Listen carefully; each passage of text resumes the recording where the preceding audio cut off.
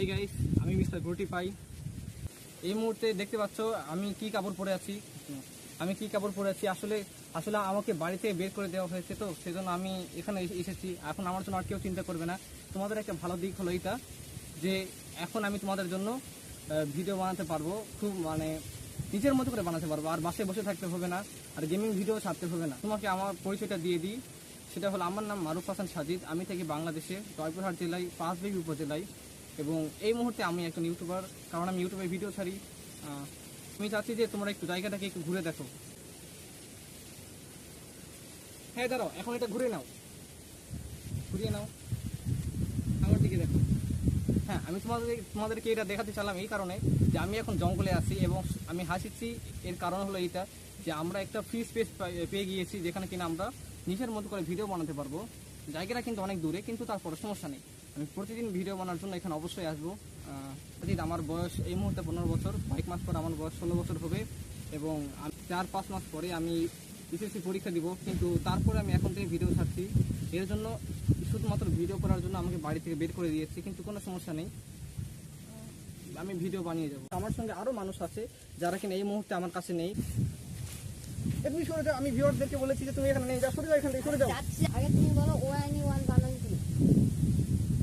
আমি বলেছি এখান থেকে সরে যাও, আমি জানি না। যাও না, আরে ভিউয়ারদেরকে দেখবি আবার ভিউ কমে যাবে, ওইদিকে সরে যাও। হ্যাঁ, তো বিষয় এটা বললাম যে আমি একটা ইউটিউবার হতে চাচ্ছি।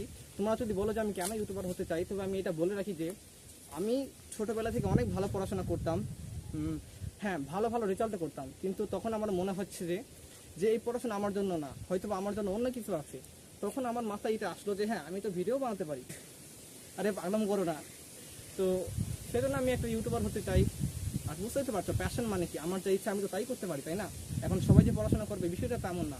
তো আমার ভিডিও দেখে তোমরা কি পাবে? আমার ভিডিও যদি তোমরা দেখো, হয়তো বা এনজয়মেন্ট পাবে, নিজে কিছু করার সাহস পাবে, কিছু ক্রিয়েটিভিটি সম্পর্কে জানতে পারবে, এবং আমি এবং আমার বন্ধুদের পারফরমেন্সও দেখতে পাবে। এছাড়া আমি যা বলছি সেটা হলো এই, আরে আমার স্পিডটা উড়ে গেল। আরে গিয়ে নিয়ে আসো, এইখানে আমি করবো। থাক, আমি পড়বো না, তুমি ওখানে নিয়ে দাঁড়া থাকো। তো আমি যা বলছি, হ্যাঁ, আমার ভিডিও তোমাদের ভালো লাগবে না, কিন্তু আমার প্রথম ভিডিওয় যারা প্রথম 1000টা কমেন্ট করবে, আমি তাদেরকে পরবর্তীতে যদি আমার সামর্থ্য থাকে, তো আমি আমার সামর্থ্য মতো তাদেরকে কিছু না কিছু করবো। সর্বনিম্ন হলে আমি তাদেরকে 1 টাকা দেওয়ার চেষ্টা করবো, সর্বনিম্ন। আরে তুমি স্ক্রিপ্ট কেন করছো? আমি তো ভিডিও চালু করে দিয়েছি। আরে আমাকে বলতে হতো না। তো ঠিক আছে, আমি আমার ভিডিওতে আমি 100% এটা বলতে পারবো যে আমার ভিডিও হয়তো তোমাদের ভালো লাগছে না, কেননা যেহেতু আমি নিউ ইউটিউবার, তো অনেক কিছু ভুল যাচ্ছে।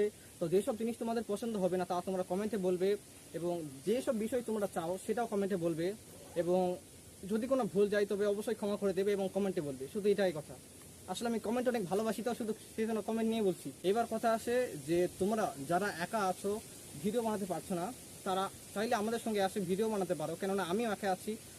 তোমরা যদি আসো, আমরা সবাই মিলে একসঙ্গে ভিডিও বানাতে পারি, একটা টিম। আরে তুমি এটা কি করেছো? কেন আমি দেখো, বললাম তুমি যেখানে ভিডিও বানাচ্ছো সেখানে পাখির বাচ্চা আছে।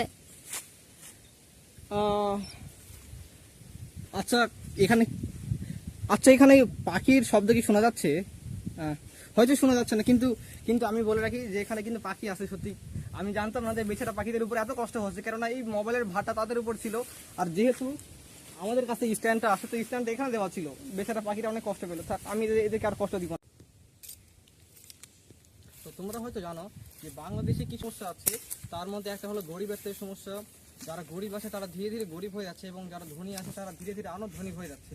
তো আমি চাই শুধুমাত্র গরিবদেরকে সাহায্য করতে। যদি আমার সামর্থ্য থাকে তো তোমরা আমাকে তো আমি চাই যে তোমরা যদি আমাকে একটু সাহায্য করো, আমার একটু পাশে থাকো, তবে আমরা গরিবদেরকে পাশে দাঁড়াতে পারবো। একটু আমার সঙ্গে আসো একটু। আমি ভিডিও বানাচ্ছি কারণ আমাকে কিন্তু কিছু মানুষ সাহায্য করেছিল, তার মধ্যে আমার মামা তারেক নাম। তো আমি খুবই তাকে ধন্যবাদ জানাচ্ছি, কারণ যদি আমার সঙ্গে না থাকতো তবে আমি ভিডিও বানাতে পারতাম না। এবং তার সঙ্গে আমি ধন্যবাদ জানাচ্ছি আমার 2 ভাইকে, যাদের নাম ফুয়াদ এবং সিদান। আমি তাদের সাহায্যে একজন কন্টেন্ট ক্রিয়েটর, একজন ভিডিও মেকার হয়েছি, এবং আপনাদেরকে অনেক বেশি ধন্যবাদ, কেননা যদি সে না থাকতো তবে আমি ভিডিও বানাতে পারতাম না। আসলে সে ক্যামেরার পিছনে আসে, আর সেই ক্যামেরার পিছন থেকে হাসছে, আমার ভিডিও বানা ভালো হচ্ছে না। তো আমি তো এখান থেকে বন্ধ ভিডিও